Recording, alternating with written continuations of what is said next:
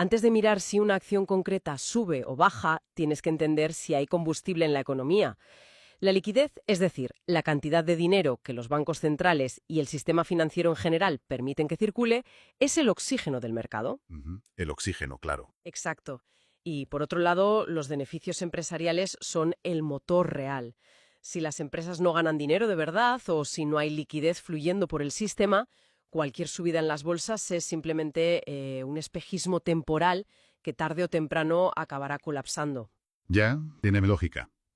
Y con ese marco de fondo, el texto clasifica a los inversores en tres perfiles súper distintos. El primero es, digamos, el estudioso clásico, el que se lee todas las memorias anuales de las empresas, se conoce al dedillo los balances fundamentales y sabe exactamente al céntimo la deuda que tiene cada compañía. Es el perfil tradicional de toda la vida.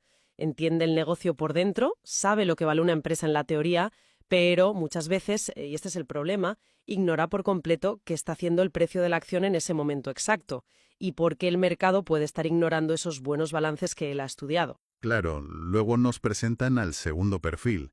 Este ignora los fundamentales por completo. No le importan los balances, pero conoce la tendencia general. Y hay un dato súper interesante sobre este perfil, y es que acierta el 60% de las veces y falla el 40%. Si volvemos a la analogía del colegio que hacíamos antes, esto sería un aprobado holgado, un bien alto. Debería ser el rey del mundo financiero, ¿no? A ver, sobre el papel, cualquier persona firmaría una tasa de acierto del 60%. Matemáticamente suena impecable, desde luego. Pero aquí es donde los apuntes nos rompen los esquemas a todos. Nos dicen que el modelo a seguir, el que realmente construye un patrimonio sólido a largo plazo, es el tercer perfil. Una persona que apenas le presta atención a la complejidad extrema de los mercados, que conoce solo lo más básico del análisis técnico para no complicarse la vida, y que, atención a esto, solo acierta el 20% de las veces. Tela. El 20%. O sea, se equivoca 8 de cada 10 operaciones. Yo al leer esto, te confieso que mi primer instinto fue de rechazo total. ¿Cómo es matemáticamente posible forjarse un éxito equivocándose de forma tan abrumadora? Pero pensándolo bien, es un poco como un jugador de béisbol, ¿no? A ver, explícame eso. Pues el segundo perfil, el del 60%, es el jugador conservador que siempre batea suavecito. No arriesga, hace carreras pequeñas, va sumando poco a poco esperando que no le eliminen, pero un día se confía, comete un error garrafal en un partido clave y pierde todo el campeonato de un plumazo porque no tenía margen de error. Vale, ya veo por dónde vas. Claro. El tercer perfil, en cambio, es un jugador agresivo que cuando batea busca siempre el home run, busca mandar la pelota fuera del estadio. Falla muchísimas veces y se poncha casi siempre, pero cuando golpea la bola es un golpe tan decisivo, tan demoledor, que compensa de sobra todos los fallos anteriores. Tercer perfil reescribe las reglas del juego, cambiando por completo su relación con la volatilidad. La clave secreta de esta persona no está en tener una bola de cristal para detectar empresas, está en su mecánica de control del riesgo. A los mercados, a ver, no se va a demostrar lo inteligente que eres o a tener siempre la razón. A los mercados se viene a controlar el riesgo, porque estos introducen volatilidad e impuestos. Y esto funciona por un concepto estadístico que se llama esperanza matemática positiva. Vale, párate ahí un segundo. Tradúceme eso de la esperanza matemática, porque me suena a clase de estadística de la universidad. Sí, suena muy académico, pero es muy sencillo. Significa que no importa cuántas veces ganes o pierdas, sino cuánto ganas cuando aciertas frente a cuánto pierdes cuando fallas. Pues imagina una goma elástica gigante. El precio de un activo rara vez sube en línea recta perfecta, o sea, eso no pasa.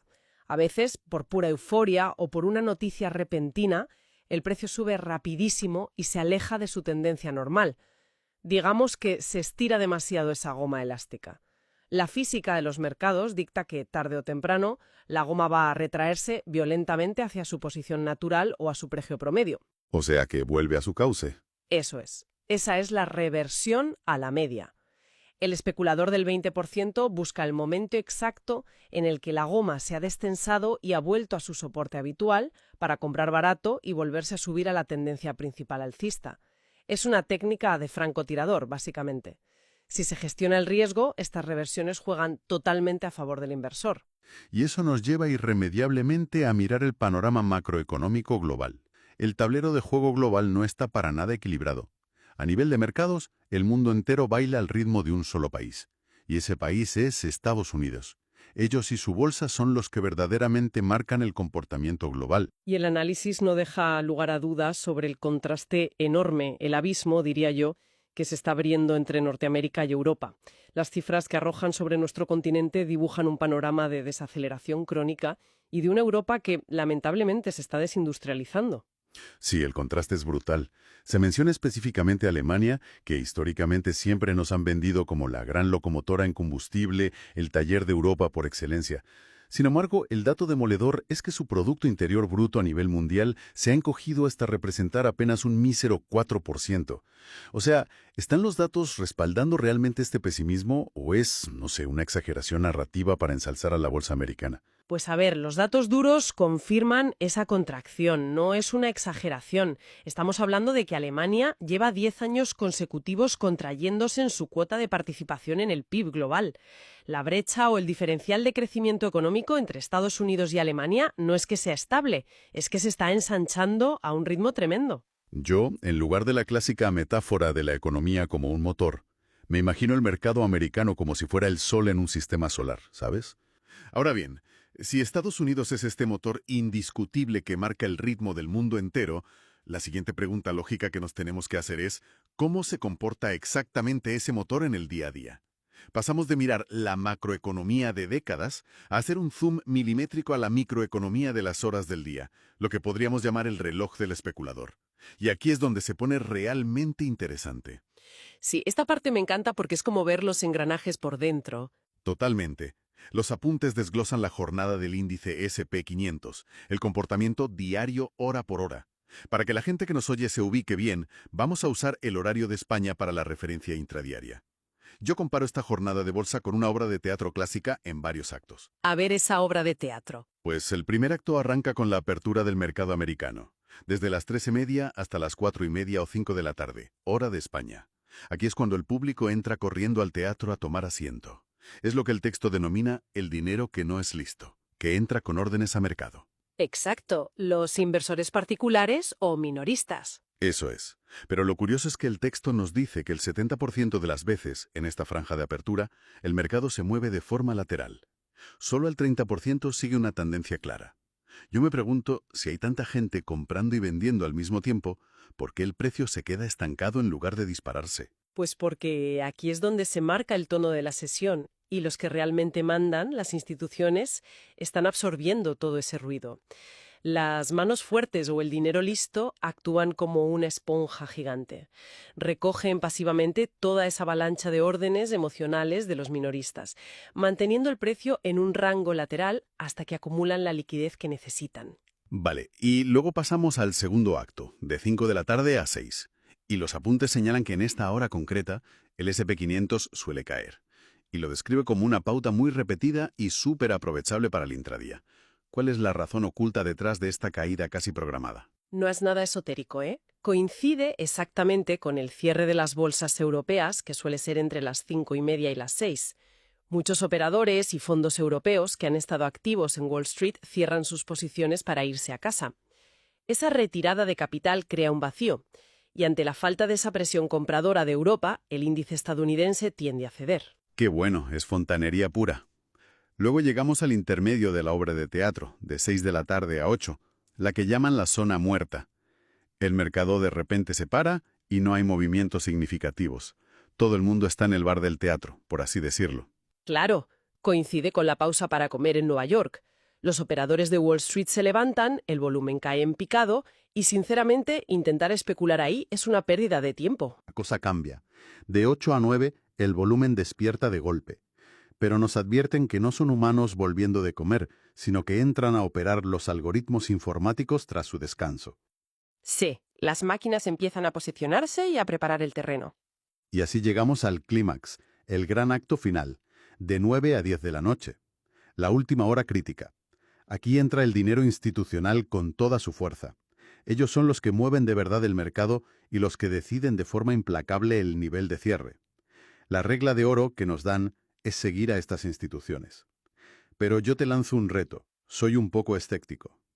¿Es el mercado realmente tan predecible como un reloj suizo, ¿O confiarse demasiado en este horario podría ser una trampa mortal para un especulador novato? Es una trampa mortal si lo tomas como una certeza absoluta, sin duda. Este reloj te da probabilidades, te dice cuándo es más probable que actúe cada tipo de inversor, pero no te garantiza hacia dónde irá el precio. Si un novato se confía pensando que a las 5 siempre cae y no usa su estricto control de riesgo, un día el mercado se da la vuelta y lo barre por completo. Siempre hay que protegerse. Claro, el stop loss famoso. Vale, pues hemos analizado el microscopio del intradía. Ahora, para terminar de montar este sistema de especulación, la fuente nos invita a dar un paso atrás, mirar por el retrovisor de la historia a nivel macro y atreverse a cometer una auténtica herejía en este mundillo, que es cuestionar al ídolo intocable de las inversiones, a Warren Buffett. Sí, eso es entrar en terreno pantanoso, meterse con el oráculo de Omaha. Es que criticar a Warren Buffett en las finanzas es casi como criticar a Mozart en la música clásica, ¿sabes? Suena a locura. Pero vamos a los datos históricos desde 1896 que da el autor. El mundo ha sufrido desde entonces 2 pandemias globales, 2 guerras mundiales, una gran depresión en el 29 y nada menos que 25 recesiones. Y a pesar de este escenario apocalíptico constante, el S&P 500 ha ofrecido una rentabilidad anualizada de alrededor del 10% durante prácticamente un siglo. Es un dato espectacular, demuestra una resiliencia tremenda del sistema. Yo no quiero ser como Warren Buffett. Y su argumento es que Buffett se sienta sobre una montaña gigantesca de liquidez. Su empresa, Berkshire Hathaway, acumula a día de hoy unos 360.000 millones de dólares en puro efectivo, en plena bolsa alcista, esperando que todo caiga un 20% para comprar gangas. El autor dice que su único setup, su única estrategia, es esperar el desastre. Exacto. Critica que su modelo requiere un colapso para funcionar. Por eso el autor defiende que Buffett se equivoca y que es preferible ser como la tercera persona del inicio, el gestor de riesgos que aplica buenas relaciones de riesgo-recompensa incluso en tendencias alcistas fuertes, sin tener que esperar años a que el mercado colapse. Pero claro, aquí te lanzo una pregunta analítica. ¿Pero no es acaso la extrema paciencia de Buffett, sentándose estoicamente sobre 360.000 millones de dólares y no dejándose llevar por el FOMO, por el miedo a perderse la subida, simplemente otra forma gigantesca y a nivel macro de aplicar el estricto control de riesgo que la fuente tanto alaba en el especulador intradiario? Fíjate que esto plantea una pregunta importante. Y es la diferencia clave entre la gestión de riesgo del trading activo frente a la inversión paciente a largo plazo. Lo de Buffett es, desde luego, una gestión de riesgo, pero estática. Y el problema que señala el autor es el inmenso coste de oportunidad. El coste de oportunidad, claro. Claro, piénsalo. Si te pasas 5 años fuera del mercado esperando una caída del 20% y en esos 5 años el mercado, con esa rentabilidad histórica del 10 anual, ha subido un 60%, cuando finalmente cae ese ansiado 20%, sigues comprando mucho más caro que si hubieras participado de la subida con un buen control de pérdidas. Ah, claro, te pierdes toda la fiesta esperando a que pongan tu canción favorita. Exactamente, muy bien visto. Por eso el autor defiende la especulación activa con control de pérdidas. Estás dentro, aprovechas la subida y si viene la crisis, tu stop loss te saca perdiendo muy poco, pero ya has capitalizado años de crecimiento. Ostras, es un enfoque súper revelador. Pues con esto llegamos al final de este viaje. Vamos a hacer una pequeña síntesis para nuestra audiencia. Hemos empezado asumiendo que está bien e incluso es deseable equivocarse el 80% de las veces si se controla estrictamente el riesgo cortando las pérdidas. Eso es lo principal, cambiar el chip sobre el fracaso. Hemos pasado por entender los hilos macroeconómicos que mueven el capital desde una Europa desindustrializada hacia el motor de Estados Unidos. Hemos conocido el reloj exacto que siguen los algoritmos y las instituciones hora a hora en el S&P 500. Y nos hemos atrevido incluso a desafiar la intocable filosofía del mismísimo Warren Buffett frente a un siglo de crisis superadas. Y revisando todo esto, yo me quedo con una reflexión final que, aunque no está explícita en el texto, nace lógicamente de él. A ver, cuéntame. Si el índice estadounidense ha sobrevivido a guerras mundiales, a 25 recesiones y pandemias, para devolver un 10% anual constante, y además sabemos que los movimientos diarios están dictados fríamente por algoritmos e instituciones de 9 a 10 de la noche, ¿será que la verdadera ventaja competitiva para cualquier persona que nos escuche no radica en intentar predecir un futuro que es puramente caótico, sino simplemente en conquistar su propia psicología. Totalmente. Dominar el ego. Exacto. Dominar su ego ante el fracaso y entender que en el mercado, como en la vida, sobrevivir a las caídas controlando el riesgo es muchísimo más rentable a largo plazo que intentar tener la razón siempre. Es una reflexión espectacular para cerrar. Superar la necesidad de tener siempre la razón para, paradójicamente, ganar de verdad. Un mensaje súper potente para quienes nos escuchan, para darle unas cuantas vueltas. Y con este pensamiento nos despedimos. Muchísimas gracias por acompañarnos en nuestra exploración de hoy.